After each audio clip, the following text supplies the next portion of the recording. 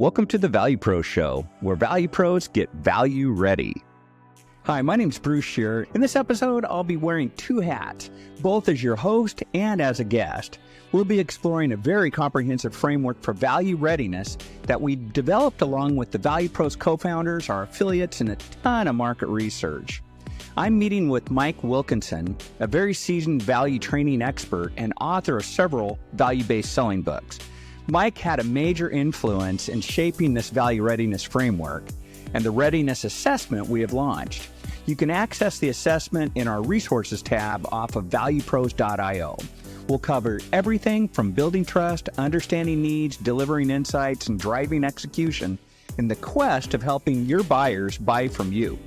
Now, Mike's superpower is making the complex simple and actionable, and that's why thousands of sellers he's impacted absolutely love him. You'll see why in just a few seconds. So get ready to level up your value game. Let's dive in.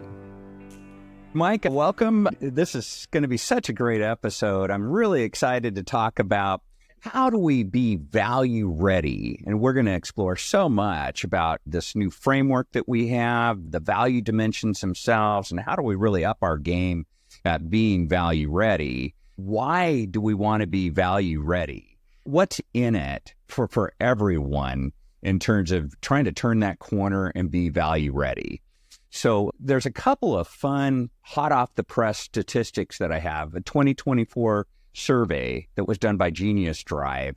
When you're selling based on business value, taking on different value strategies, you can expect a 48% improvement in your close rate or your win rate. That's one of the bigger numbers I've seen in terms of really moving the dial because you're deploying value strategies. Secondly, you can increase your deal sizes by 35%. Can you imagine, Mike? Just selling based on value and selling 35% more than what your colleagues might be doing who are not deploying value selling strategies. And then finally, a 25% reduction in the sales cycle. The amount of time that you're spending back and forth and through that buying journey, especially around complex solutions, that can be a long time. And when you reduce that by 25%, that gives you that much more time to go win more and to win bigger deals against those other statistics. This is a huge performance improvement when you move towards value and business value. Mike, how does that resonate with you? You've got to say the figures are absolutely extraordinary, aren't they? And you have to ask yourself, who wouldn't want to be enjoying that sort of level of success? And I think the thing that's strange is that if you think about what they need to do to be able to do that, it's not a major step forward. There's some transformational elements in the way in which they need to approach the sale. But I think it's, on the whole, it's a lot easier than people might imagine. It is when you've got the content, the tools, the training, the skills that make that happen. It doesn't mean that, hey, you just flip a switch and everybody's doing that. It does take some work. And that's probably why there's a pretty humbling stat in there, Mike, that we didn't cover. Only 19% of sellers might be deploying value-based selling strategies. And that's roughly 1 out of 5 would be able to get that type of benefit. You've got to ask yourself the question, why though, haven't you? Why only 19% of people do that? What is it that's stopping them enjoying all the benefits that you just outlined that apparently are within their grasp, according to the research? Absolutely. Well, I would contend you're not born knowing this stuff. You're not born with ROI tools, et cetera, in your belt. And there's a lot of mechanisms that need to be put into play, what we call value enablement, to make that possible. Absolutely. And that's where we've created this value ready framework, et cetera. But Mike, one other thing I wanted to highlight, just emotionally, when you move from being a sales rep to a value professional, hence the reason for our firm, life just gets better financially. And then also just the art of this beautiful profession of sales just improves dramatically when you're able to show up with value and sell based on value and help your buyer buy based on value. just everybody wins, and life is just easier and more wonderful for everybody involved. We'll push into this. I mean, buyer expectations are woefully undermet these days in terms of sellers showing up that way and what they expect. But we'll dig into it. There's just a huge upside, both financially, emotionally, and just as a professional, big upside for selling based on value. Yeah, I think sometimes we miss out on that emotional bit, just wanting to feel so much better about the quality of the job that I'm doing. If you like, the value that I'm bringing to the relationship that I have with my clients. It's so, as you said, the word is right. It's so much more fun doing it right, and it takes just the same amount of time. In fact, probably less. All those conversations and everything that would go by the wayside because you're just being that much more efficient and effective. It's awesome. So let's turn the corner and start talking about how to be value ready. How do we get there? Through dialogues with experts, tons of research. What we've done is we've put together the first readiness assessment, and it's built around this framework, Mike. And the framework, of course, follows a buying journey. There's 4 key phases in this framework where sellers need to be value ready, and then associated value readiness dimensions. So the first phase is build trust. And in that phase, we're earning the right effectively to engage with buyers and start to have those value-based conversations. The second phase is understand needs. That's where we dig into those conversations and really explore and define units of value, figuring that out with our buyers where we get agreement and start to explore all that. The third phase is deliver insights. In this phase, what we're doing is helping buyers connect the value dots so they can buy. But we need to do that through insight, show them things that they haven't seen before and those potential areas of value that buyer's going to realize when they change their approach and when they adopt a new solution that enables that approach. And that's where we deliver insights in that phase, show them how. And then finally, drive execution.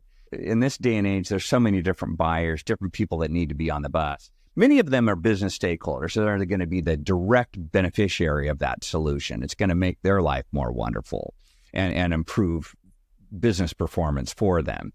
But there's other people that need to be on the bus as well, finance, procurement, et cetera. We need to get everybody on that buying bus as part of driving execution. We need to negotiate, especially some of the bigger deals, and finally, drive that impact and making sure that the customer is realizing the value promise and where we're measuring for that, and we get an opportunity to do swingbacks with them so we can sell more and more often with a beautiful client relationship. So, Mike, those are the 4 key phases. What you and I will do is kind of break down each one. Y'all take the first one, you'll take the second and third, and I'll take the fourth, and we'll break down the readiness dimensions that really drive value readiness across each one of these phases. But anything you'd say, Mike, before we move forward? You start off, Bruce, I think quite sensibly with building trust. And I think we all know that without trust, we are completely lost. So I see there are 3 component elements of that. Why don't you just take me through how you see that? There's 3 critical value dimensions that help you build trust with that buyer. And again, we're just trying to get that buyer to want to take a meeting with us, to listen to us, engage with us. That's what we're doing as we think about building trust. So the first one of those is credibility ready, client ready is the second readiness dimension, and then the third is narrative ready. So I'll do a quick flyover of these 3, Mike, and then we could talk about it a little bit. So for credibility ready, that's where we're trying to cultivate an identity as a valued, trusted advisor with enhanced executive charisma, both online and offline. So the value professional, are we professional in our appearance? And also, are we client-centric versus self-centric? Is our LinkedIn profile, is that a resume so I can get my next sales job? Or is that a very client-centric profile that helps them see initial value and pique their interest and want to talk to me? So that's LinkedIn side, showing up in web meetings as a professional, just everything around you, all the context, is that managed well at an executive level? So that executive you want to talk to, they're willing to talk to you. Since the pandemic, where all the executives, they'd rather talk by phone versus email, the world has fundamentally shifted. Everybody wants to show up online. So, and man, oh man, so many people don't realize how it's hurting them when they don't show up correctly there. So that's what credibility is, though, just making sure you're credible. You are right. I think people really do need to take a step back and just have a look at how they appear when they show up on an online call. Because I don't know about you, Bruce, I certainly deal with people, and you look at how their office, the way they're dressed, and you think, this me. What kind of an impression is that creating? You're not born knowing these things. They could be taught and applied and to better result. But that's one of the key areas here that should be a focus, just how credibility you are. 1, 2, 3, 4, 5. What rating would you give you on your own credibility? Next, Mike, is client readiness here as a value dimension. Are you client ready? And so what this means is understanding industry trends, pressures, and internal challenges that your solution, and you're speaking the language of the business and the functional areas you're targeting. So that's absolutely critical. Yeah, and I like to think of client readiness is respecting the person you're meeting with. You've got the basic context where they don't have to kind of dig in. You become an insider. One expert I love in the sales world says that, hey, you start working for that client before they become a client. You do your research, just getting necessary context for when you do your outreach. You're credible. You're in their world. You're talking their language. That's what client readiness is all about. The way I look at it, Bruce, you wouldn't show up for a job interview without having done some background research. The last thing you need is for the interviewer to turn to you and say, well, tell me about my business. And you say, well, nothing really. I'd hope you'd tell me. That really doesn't create the sort of impression you're trying to create. Some proof on impressions not going well. Here's a stat by Zippia that I'd highlight. 82% of B2B buyers complain that sales professionals are unprepared.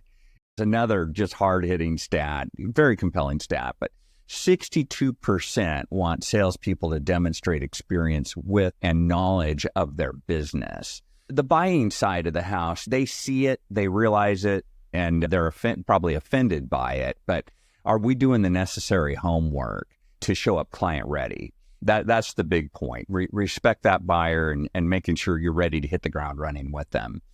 The third one in building trust is what we call narrative ready. And in this, you're able to show up and deliver a tailored, insight-rich sales narrative with a distinct value-focused viewpoint where the buyer is the hero. This is probably one of the biggest key levers of just setting the stage, answering the question, why are you here? Why are we even having the discussion in the first place?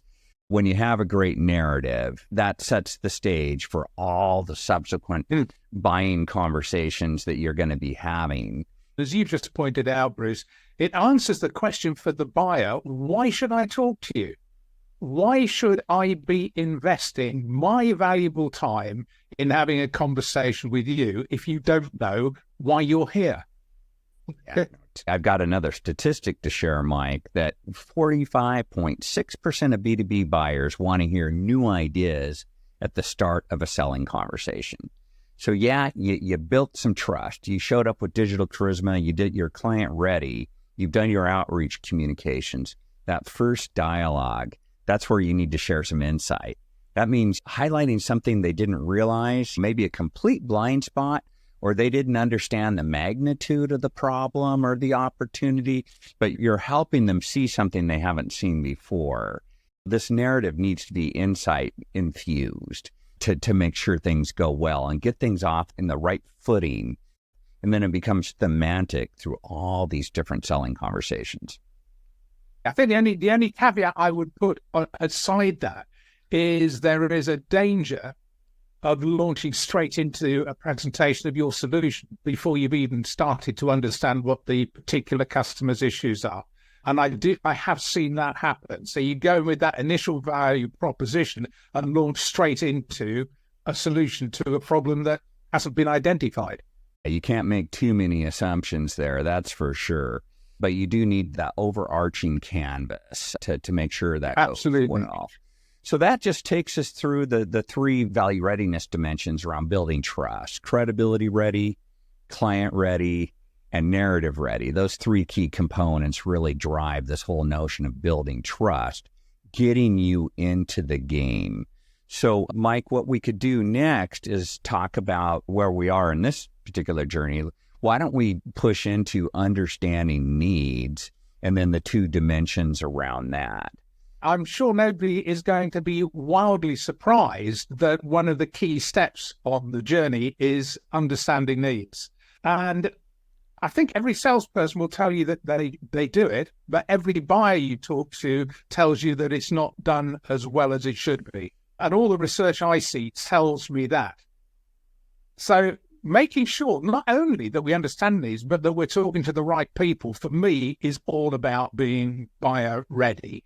Buyer ready is about being ready for each of the individual people that we need to see. And again, as we mentioned earlier on, there's no real excuse generally for not being so. There's so much information out there on the internet for you to be able to look at and understand each of the motivations of many of the buyers that we're seeing. 76% of B2B buyers expect personalized attention from solution providers based on their specific needs. The upside from our point of view is our ability to identify the people who are going to make the difference as we go through the sales process. I think the one personal group of people that we do need to be talking to when we're selling value are the people who are going to benefit the most from the value that we deliver, because they are going to be the people who will effectively champion our cause inside the organization and help us to navigate the complexities of that organization. But I think in terms of being buyer ready, it's about being able to have a conversation that has value for the customer and for the client. And I think my favorite quote at the moment comes from Forrester, a piece of Forrester research some time ago, where they had a verbatim quote in a report from a senior buyer who said that only 12% of the meetings they have with sellers has any value. And that suggests to me that 88% of the other salespeople were not buyer ready in any sense at all. So yeah, buyer ready is hugely important. Now, if we move on and then take a look at being discovery ready. So this is about making sure that we actually go through that process of value discovery. And for me, the value discovery part of the conversation we have with customers is absolutely the driving focus. This is where the selling takes place, as the customer sells themselves through their answers to your well-crafted questions. So the better the quality of the question that you ask, the better information you will get. And for me, the secret to that success is being genuinely interested and genuinely curious about the buyer and their business. It's about asking questions because you want to, not because somebody has told you that is what you should do. And when you're looking at that, that is how you've become one of the rare salespeople who are delivering for the customer that personalized B2C-like customer experience that they're looking for, because you are actually showing a genuine interest in them as a person. I love what you had to say there, Mike, about being buyer ready, identifying who are the right buyers and thinking through what are their objectives, challenges, how can we connect with them even better as we move into this whole value discovery that you so eloquently teach on. I just love your work in this area, but showing up, premeditating, what are the right questions to ask at the right time to who, and just getting your head around that. Showing your credibility and your desire to help them find new value based on the questions that you ask, questions that they would appreciate being asked, That's just huge in helping them identifying these points of value. It all goes back to the comments you were making about that initial trust and credibility. Without that trust and credibility, the buyer will not feel comfortable answering the kinds of questions you need to ask them to really understand what the issues and the challenges are that they're facing. So the whole thing is completely linked together. You cannot have one without the other. You can't launch into doing value discovery if the customer has no trust or credibility in you. Too true. Well, hey, Mike, let's move on to the next phase here. Take it away. Okay, so once we have a clear understanding of what the customer needs are, and I would add a recognition of the urgency that they attach to actually addressing those needs, then we can move on to delivering the insights and making sure that we are indeed demonstration ready. And this is all about, as it says there, showcasing our solutions linked to our discovery findings. And the key point there is that what we are proposing needs to resonate with the customer. They need to see a direct link between the needs that they have shared with us, the pains, the challenges, the issues, and the solution that we're going to bring to bear.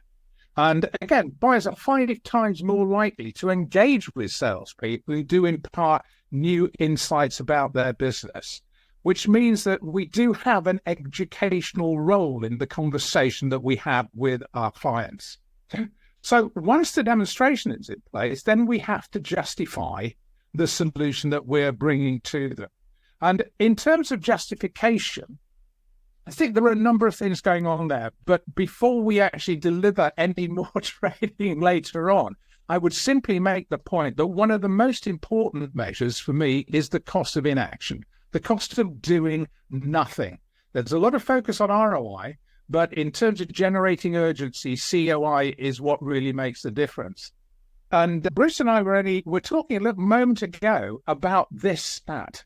78% of B2B buyers unhappy with a complete lack of case studies or examples that sales reps can show them.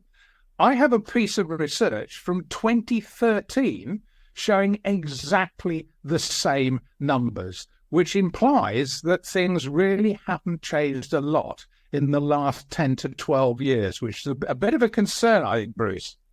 Yeah, big concern, big upside. I was speaking to a head of procurement for Levi Strauss the other day, former head of procurement, and he was saying it was the rare seller that would come in and talk about their hurdle rate, their internal rate of return that they'd have to win in order to win a deal. And again, just that rare breed that would ask the question, try to understand that, and then also link the solution value to that, just making things easier so the buyer can buy at the end of the day, making things easier. Yeah. So it's the rare breed, but again, just a huge opportunity to show up justification ready, having done your homework, all the discovery, all the demonstration, and able to recast all that into value justification. It's a huge differentiator as part of the selling experience. I was about to say, that's exactly what I was about to say. One of the biggest differentiators in sales is you. Yep, definitely. And one of the key factors.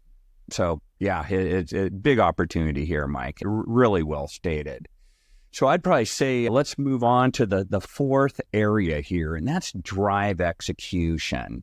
So from a high level perspective, Mike, that has 3 different readiness dimensions. It's approval ready, negotiation ready, and then impact ready. So all of these are so critical, but let me highlight the first one here, approval ready. So what this means is just aligning with procurement, finance, or effectively any stakeholder that's part of that buying unit or buying team, anybody that might not be a direct beneficiary of the business impact and change in operations, et cetera, but they've got fiduciary duty, they got compliance duty, they need to make sure that this change that's underway and the investment really makes sense. And this is where the ball gets dropped so often, not including these stakeholders early in that buying journey, making sure you understand their needs, their requirements, and conforming to them, especially with the procurement function. Those folks are so busy, you don't comply to what they need to see in a contract, et cetera. It just spirals things out of bounds. And very often you'll get a no deal as a result of that. That cost of inaction will stay in place because you didn't do a good job helping get things approval ready with legal and IT, everybody, making sure everybody's ready to sign on the dotted line or at least give their nod of approval that deal can go through. And a stat that I've got to share in a survey of more than 250 B2B customers, 77% of them related their purchase experiences extremely complex and difficult. And I would argue, I'd contend that a lot of that's because you didn't show up approval ready. You didn't get everybody aligned. You didn't understand requirements perfectly. And therefore it was a trudge through the mud for people. Putting hurdles in the way that shouldn't be there. Yeah, just not having everybody's endorsement. The next key dimension, Mike, I'd say is negotiation ready. And this one is effectively conducting value-based negotiations, trade-offs, and contracts. But the key thing to think about, and the biggest problem I see just time and time again across clients I've served is reps not being comfortable in negotiation and where you're defaulting to a zero-sum game, or especially the dreaded price discounting that happens so often, where when you're negotiation ready, you don't really have to go there necessarily. You can talk about sharing value and creating value and your slice of that value in relation to what the customer is going to receive. And very often when that's done right, when you're negotiation ready, it takes a lot of pressure off the negotiation, makes it so much easier for everybody involved when it's value driven versus price driven. Then the final one, Mike, is impact ready. This is another area where typically the ball gets dropped. Now, the sales mentality is, hey, I got a customer, the contract's being signed, we're almost done, time to move on. I'm going to let my team take over. Now, that's really important. You want to make sure your team, your delivery team especially, is ready to take over and deliver the value you promised. But the other thing here is setting some meaningful measurements with that prospect to see, hey, where are we going to realize value and how can we measure for this over time? And what's a practical way to do that so you and I can look each other eye to eye a year from now and know that we did a job well done? What are those key metrics that we need to have? And then when you have that and you have that value realization associated with that, that gives you the right as a seller to swing back, sell more and more often to that account because they see the value. And especially in this age of switching, because everybody's into the SaaS model, something as a service. And very often clients will switch because they're not seeing the value they expected. It's not being realized. And I would contend that's because it's not set up right in the first place as part of this whole buying journey, making sure you're impact ready and the client's impact ready so they can measure for that and realize and witness that value. So those, Mike, are the key three dimensions. Anything you would add on? I don't think so. I absolutely agree with you. I think being impact ready is important. We need to be prepared to measure whether we are delivering the value that we promised. And if we are, I guarantee you're going to have to remind the customer because they're very good at forgetting. And if we're not, we need to do something about it. So true. Just being that voice of truth and that value realization, making sure everybody understands that. And again, everybody wins. They keep that solution in place, you build upon it, and you sell more solutions to them over time when you really nail this piece.